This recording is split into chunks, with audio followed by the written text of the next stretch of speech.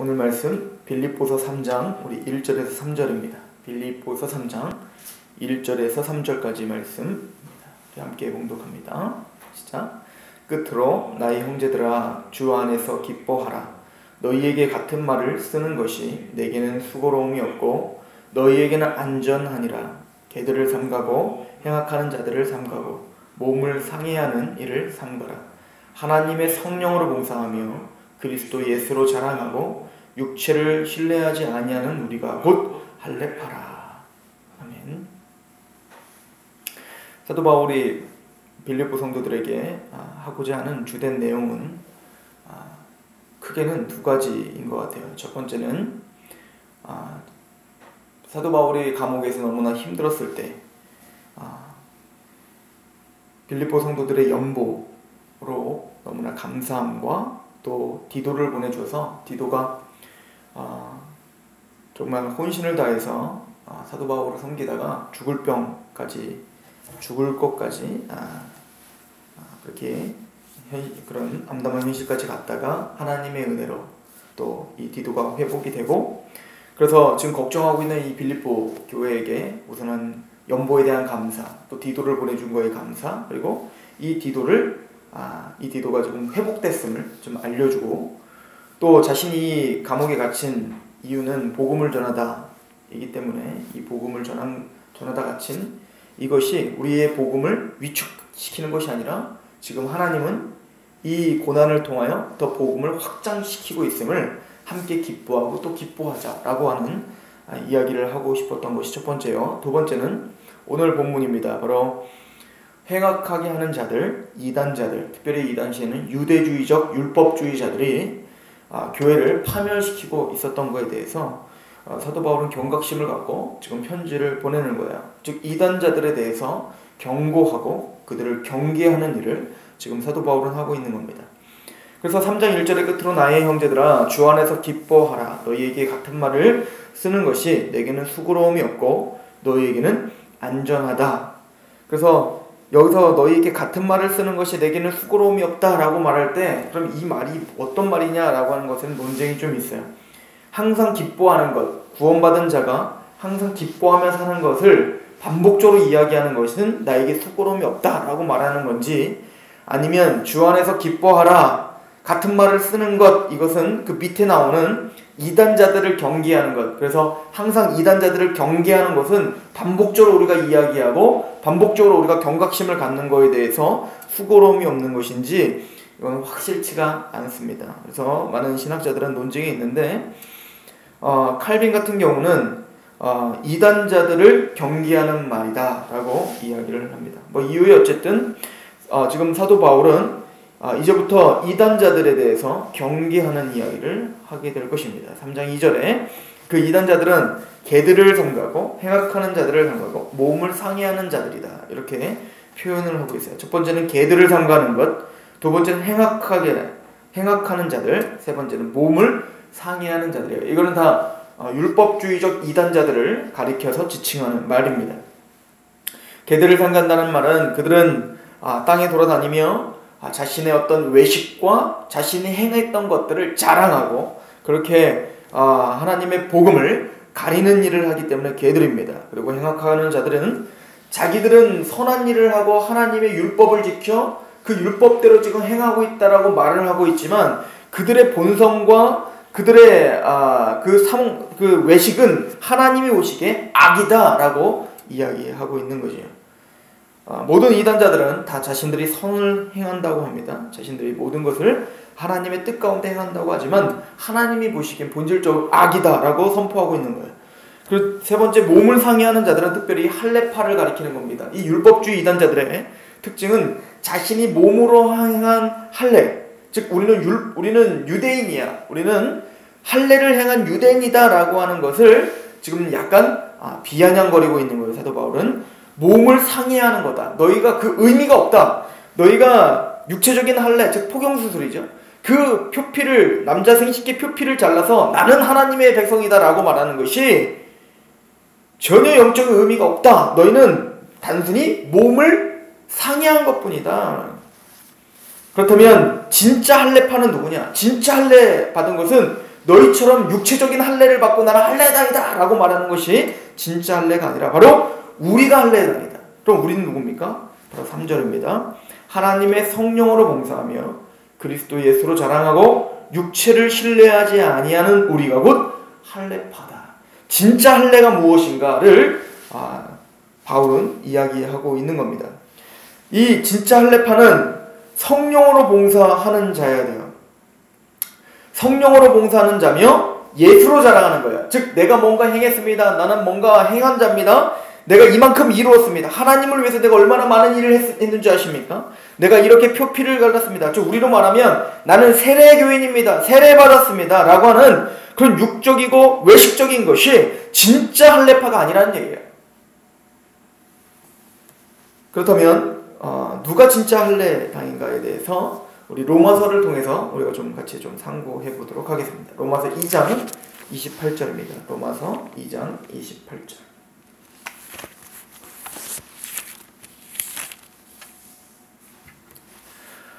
로마서 2장 27절부터 보면 또한 본래 무할례자가 율법을 온전히 지키면 율법 조문과 할례를 가지고 율법을 범하는 너를 정죄하지 아니하겠느냐.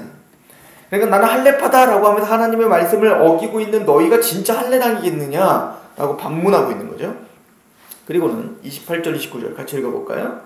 무릇 표면적 유대인이 유대인이 아니요 표면적 육신의 할례가 할례가 아니니라. 오직 이면적 유대인이 유대인이며 할례는 마음에 할지니 영에 있고 율법 조문에 있지 아니한 것이라. 그 칭찬이 사람에게서가 아니요 다만 하나님에게서니라.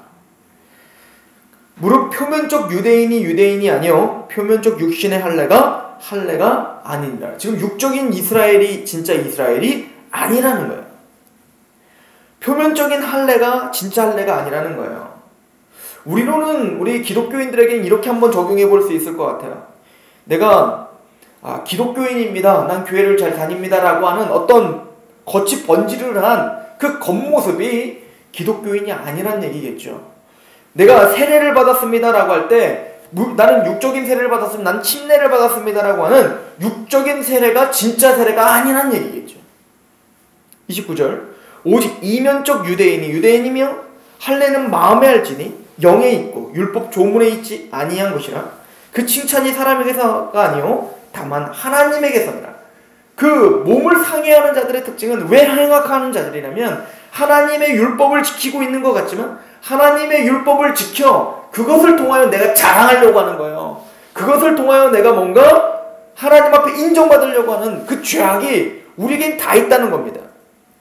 그래서 율법의 행위로는 우리가 거룩함을 받을 수 없는 거예요. 예를 들어서 단순히 하나님의 율법을 적극적으로 범한 것만 행악하는 게 아니에요. 예를 들어서 간음하지 마라 그랬더니 간음했어요. 그래 너는 간음했으니까 율법을 어긴 자 행악하는 자 이것만이 정죄를 받을 것이 아니라 우리는 율법을 선한 일을 지키면서도 우리는 율법을 어기는 자라는 거죠. 예를 들어서 선한 일 착한 일을 하나 해요. 오른뺨을 때린 자에게 왼뺨을 돌려대라. 왼뺨을 돌려대면서 우리는 마음에서 이렇게 생각하는 거예요. 누가 봐주고 있겠지. 내가 이렇게 선한 일을 하는 걸 누가 봐주고 있겠지. 라고 뭔가 그 동기에 이미 내가 인정받으려고 한다면 이미 그 사람을 행악하는 자라는 거죠. 그러므로 우리는 그 어떤 율법으로도 하나님 앞에 인정받을 수가 없는 죄인들인 거예요. 구제를 해도 구제를 하면 누군가 알아주기를 원하잖아요. 즉 우리는 그런 죄인들인 거죠. 그러므로 우리가 어떤 육신적인 어떤 선한 행위를 할지라도 그것을 가지고 하나님 앞에 인정받을 수 있는 사람은 없다는 겁니다. 그래서 말을 하는 겁니다. 29절 오직 이면적 유대인이 유대인이며 할례는 마음에 하는 겁니다. 우리 마음의 할례를 받아야 된다는 겁니다. 어떤 번지르르한 종교적인 어떤 열심과 종교적인 어떤 모양이 그것이 우리의 본질이 아니라는 겁니다. 할례는 마음에 할지니 영에 있고 율법 조문에 있지 아니한 것이라. 즉 할례는 손으로 하는 할례가 진짜 할례가 아니라 우리 마음에 성령님을 통해서 하는 할례가 진짜 할례라라고 이야기를 합니다. 이것은 신명기에서도 구약 시대의 유대인들에게도 말했죠. 너희는 마음의 할례를 받을지니라. 마음의 할례를 받아 마음을 다하고 뜻을 다하고 목숨을 다하고 너희 성품을 다하여 주 너희 하나님을 사랑하라. 이것이 마음의 할례의 특징인 거죠. 즉 마음의 할례는 예수 그리스도를 우리에게 내어주신 그 복음을 만나는 겁니다. 기쁜 소식을 만나서 하나님의 사랑에 감격해야 돼요. 너희가 나를 먼저 사랑한 것이 아니고 내가 너희를 먼저 사랑했다는 거죠. 원수를 사랑했다는 것이죠. 원수되었던 우리를 사랑했고 죄되었던 우리를 사랑한 그 하나님의 사랑을 우리가 감격하면 우리에게 마음의 할례가 생기는 거야. 즉 성령님이 그 하나님의 사랑, 복음의 사랑, 십자가의 사랑을 깨닫게 해주세요. 그래서 로마서 5장에 이렇게 표현하고 있죠. 보십시오. 성령으로 마음의 할례를 받는 방법은 이렇게 되는 거야.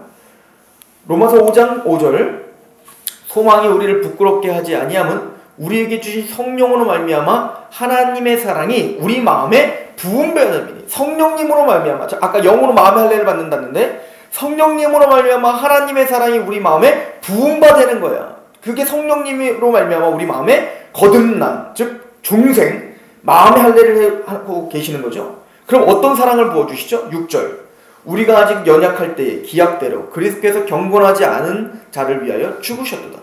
의인을 위하여 죽는 자가 쉽지 않고 선인을 위하여 용감히 죽는 자가 혹 있거니와 우리가 아직 죄인 되었을 때에 그리스도께서 우리를 위하여 죽으심으로 하나님께서 우리에게 대한 자기의 사랑을 확증하셨다라고 하는 예수 그리스도를 내어주신 그 사랑을 성령님이 깨닫게 하시고 부어주셔서 우리가 하나님을 사랑할 수밖에 없게끔 변화시켜 주시는 작업, 이것이 마음의 할례라라고 이야기를 하고 있고, 그리고 로마서 8장을 가보세요. 이렇게 마음의 할례를 받은 자의 특징은 로마서 8장 1절에 그러므로 이제 그리스도 예수 안에 있는 자에게는 결코 정죄함이 없어요. 왜? 이제는 육적 유대인이 아닌 영적 유대인이 됐거든요. 그 믿음으로 말미암아 우리는 아브라함과 동일한 믿음을 갖고 있는 아브라함의 자손, 이제는 뭡니까? 영적 아브라함의 자손이 되었거든요. 이 로마서 4장에 있는 말씀이었고요. 또 이렇게 마음의 할례를 하나님을 사랑할 수밖에 없는 사람이 되면 8장 2절 이는 그리스도 예수 안에 있는 생명의 성령의 법이 죄와 사망의 법에서 너희를 해방한 거예요. 이제는 이방인들이 아니에요. 이제는 이교도들처럼 그렇게 죄와 사망의 법 가운데 힘들어하는 자가 아니라 하나님의 법, 하나님의 법칙이 우리를 인도하는 자가 됐어요. 그래서 어떻게 됐다는 말입니까? 4절 육신을 따르지 않고 그 영을 따라 성령님을 따라 행하는 우리에게 율법의 요구가 이루어지게 하려 하시더라. 이제는 우리 성령님이 우리 안에서 하나님의 사랑을 부어주셔서 우리는 그 사랑에 감격하여 너무 고마워서 오늘 하루 그 율법을 지켜나가는. 그래서 율법을 하나 지켜서 하나님 내가 이만큼 했으니까 어때요? 나 잘했죠가 아니라 단순히 하나님 너무 고마워요. 너무 감사합니다. 그래서 내가 오늘 이렇게 할 수밖에 없었습니다라고 하는 그런 성령에 따라 율법을 이루어가고 있는 그러한 사람들, 이런 사람들이 바로 할례파다라고 말하는 겁니다. 그렇다면 이 사도 바울의 이 원리를 가지고 오늘 본문을 다시 한번 보십시오. 3장 3절 얼마나 명확하고 정확하게 지금 동일한 이야기를 하고 있습니까? 3장 3절에 하나님의 성령으로 봉사하며, 이 얘기는 뭡니까? 이 얘기가 바로 그 얘기인 거예요. 성령님이 하나님의 사랑을 우리에게 부어주어서 그 감사와 감격을 가지고 그 영, 그 성령이 요구하는 율법의 요구를 이루어지게 하려 합니다. 이 사람이 바로 성령으로 봉사하는 사람이에요. 그러니까 자랑할 게 없는 거예요. 내가 뭔가 했다고, 내가 뭔가 하나님 앞에 헌신했다고 그것을 자랑할 수가 없음을 기억하는 거죠. 그래서 사도 바울이 뭐라고 합니까? 나는 그리스도 안에서 자랑한다. 주 안에서 자랑하라. 또 뭐라고 합니까? 나의 나됨은 그리스도의 은혜니라. 또 구원받고 열심히 하나님의 사역을 한 그 사도 바울이 나는 죄인 중에 괴순이라 라고 말했던 이유가 뭡니까? 내가 이렇게 주님 앞에 존전 앞에 사도로서 복음 전도자로서 목사로서 그렇게 헌신하고 있지만 이것이 자랑할 것이 하나도 없습니다. 왜? 성령님은 내 안에서 내가 얼마나 큰 죄인이었으며 내가 주님 앞에 얼마나 큰 원수로 행했던 자인데 나에게 영원한 천국을 주셨다는 것 그 하나만으로도 감사하며 기뻐할 수밖에 없음을 고백합니다. 그래서 오늘 내가 이렇게 살아갈 수밖에 없습니다 라고 고백하는 것, 이게 뭡니까? 하나님의 성령으로 봉사하며. 그리스도 예수로 자랑하고, 내가 자랑할 게 없는 거예요. 다 예수님으로 말미암아 온 것이었음을 고백하며 자랑할 수밖에 없는 겁니다. 그리고는 육체를 신뢰하지 않는 우리가 곧 할례파라, 이렇게 거듭난 예수 그리스도로 성령님으로 말미암아 하나님의 그 계획하심으로 그렇게 사랑을 깨달아 거듭난 자가 바로 할례파라. 오늘 왜 주님 앞에 우리가 헌신해야 됩니까? 왜 일주일을 주님 앞에 드리는 삶을 또 살으셔야 됩니까? 우리는 성령님으로 말미암아 그 예수 그리스도의 그 값진 보혈의 희생을 맛본 사람이요, 그 십자가로 피로 우리는 구원을 받은 자이기 때문입니다. 그 감사와 감격으로 오늘 하루 승리하는 저와 여러분 되길 소망합니다. 기도하겠습니다. 아버지 하나님, 너무나 감사합니다. 죽을 수밖에 없었던 상황에서 건진받은 죄인입니다. 주여, 불 가운데서 얻은 이 값진 구원을 주 하나님 앞에 올려드립니다. 주 하나님 앞에 우리의 삶으로 이제는 하나님이 기뻐하시는 그런 거룩한 산제물로 우리의 삶을 드리길 소망하오니, 주여, 우리의 삶을 받아주시고 우리의 생각을 받아주옵소서. 그렇게 역사하실 하나님을 기대하며 예수 그리스도의 이름으로 감사하며 기도하옵나이다.